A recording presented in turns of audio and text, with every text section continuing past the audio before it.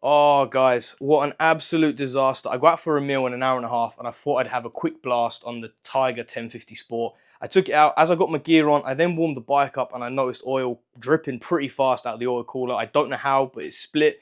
But the oil in this is so fresh and new, I want to keep it. So let's quickly drain the oil out, let's save the oil, and then let's find out why this oil cooler split.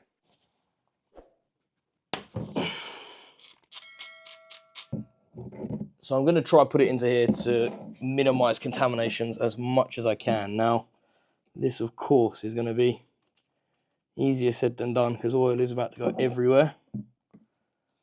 Okay, it wasn't too bad.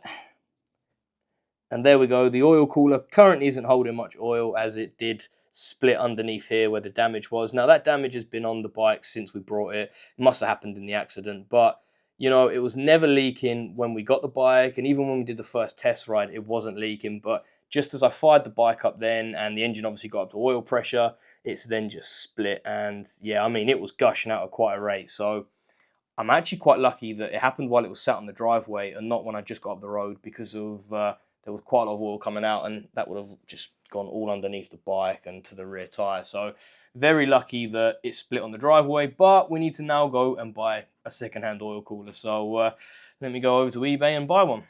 So lucky for me, the oil cooler is really simple and easy to remove, as it's down here just below the radiator. So we need to start off just getting rid of this little guard.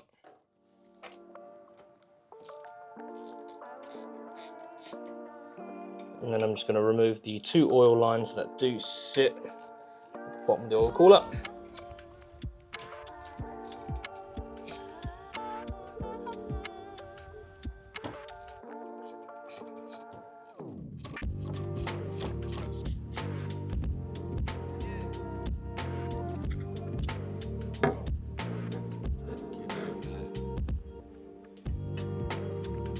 There we go.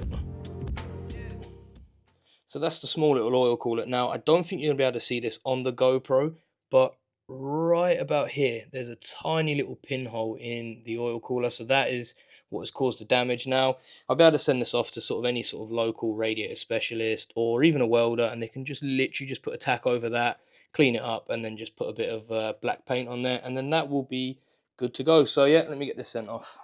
So it's been a week, I've got the oil cooler back, they were able to weld it up and repair it, so we need to get it installed because the Tiger goes for an MOT first thing in the morning, and it's currently 9 o'clock at night, so let's get cracking and get this bike sorted. So on our oil cooler lines, we do have these O-rings. Now they're literally a couple quid each, so they're definitely worth changing. You probably won't see it on the camera, but they are slightly squashed, so let's remove both of them. Let's get the new ones. Kind of smear them with a bit of oil, and actually they fit in there lovely. We can get our oil cooler mounted up.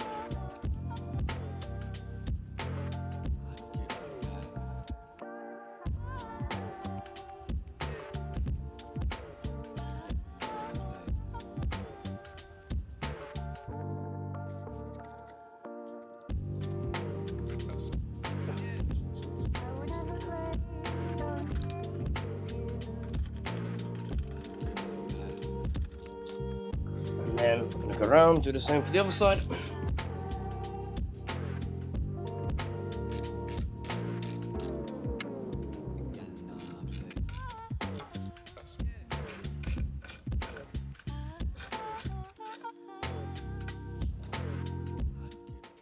And then the last step is to put the oil back in the bike. Now, don't go down to the comments and say you didn't need to drain the oil because the sump is way lower than the oil cooler. I know, I just kind of maybe in a bit of a panic decided that I wanted to save the oil because I know it was pretty much brand new. But yeah, that was kind of a bit of a waste of time. But anyway, let's put the oil back in. In fact, I might even have to run to Halfords in the morning to get a bit more oil. So it's literally midway between maximum and minimum. So we can fire it up anyway, it's got enough oil to go around the system and prime it all up. So let's push it out and do that quickly. Perfect. That barely turned probably 3 Newton meters. Surely that's how you know when you turn wrenches, when you're like 1 or 2 Newton meters literally off. So let's push this out, get it fired up, and then in the morning we can top up with oil.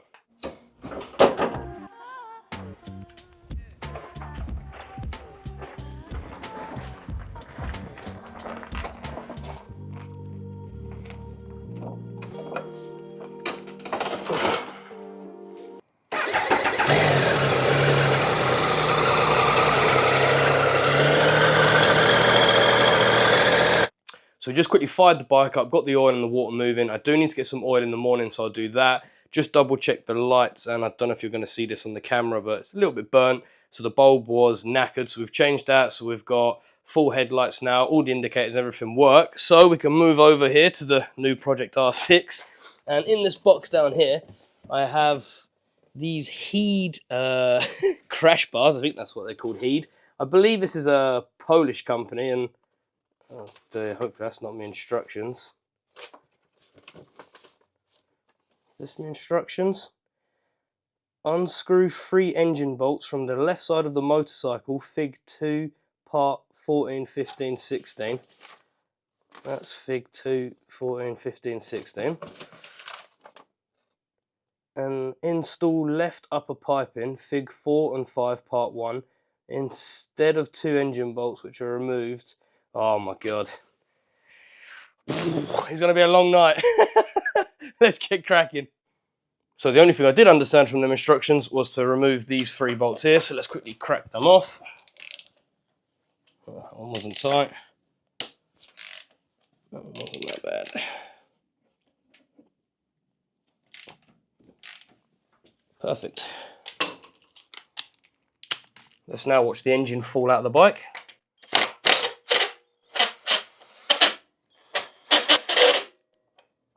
No! God, please, no! That's lovely and reassuring. That's the one out.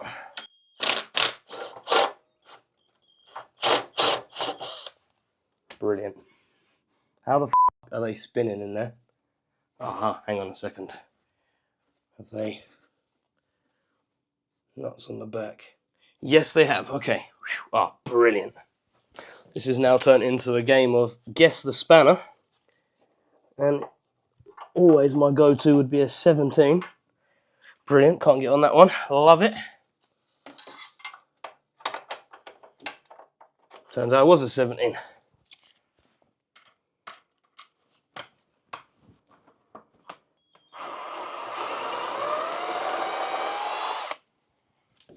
Right, is there about 1 million washers on the back of it? No, perfect. Oh, Jesus.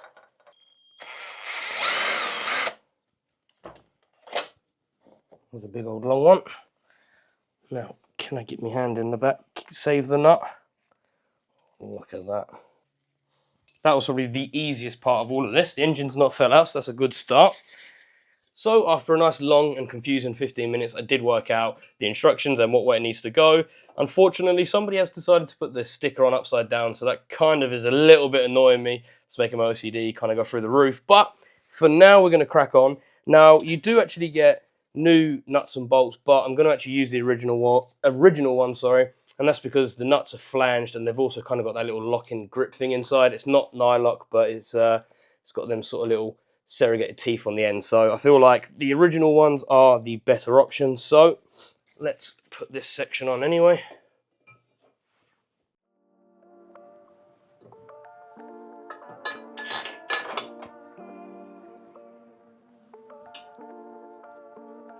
Done this all backhanded, didn't I, as usual. That was the threaded one.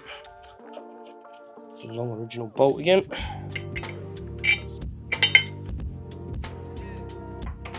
That all goes down through there. And then we need to find out what bolt connects them two together.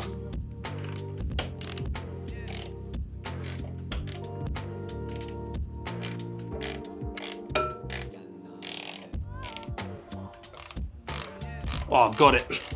I was about to say you need the hand of a Chinese woman to do this. Oh, I can probably tighten this one in a bit more now. Tell you what, they actually look really nice. The finish on them is really good. Powder coat is very nice.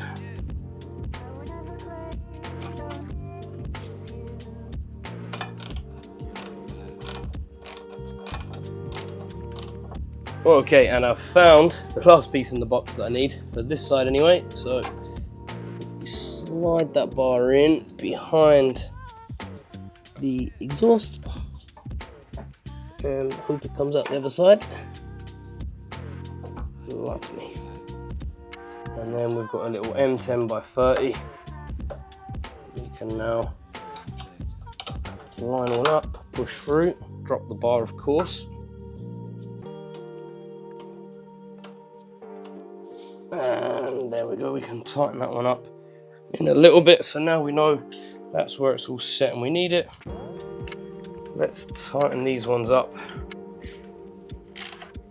a bit more.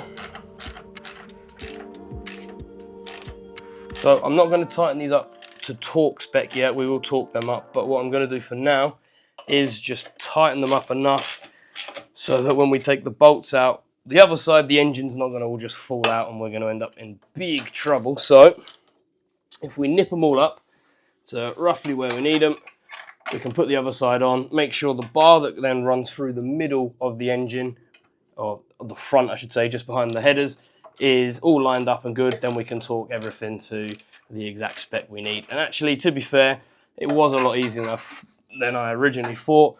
The instruction manual maybe not have been the easiest, but yeah, look at this, they are solid. I like them and they look really good. So I'm going to pull the bike over this side, go around the other side and just repeat the process.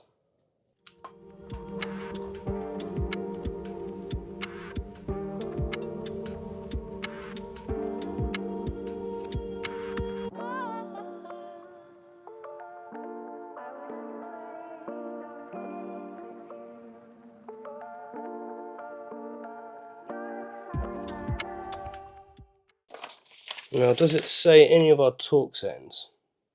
Oh dear. Piping should be installed only by a qualified person. That might be me, I don't think it is. Pay particular attention to the electric beams. Electric beams? Brake hoses and rubber hoses for engine cooling. Well, hopefully we're not leaking, so we've not punctured anything.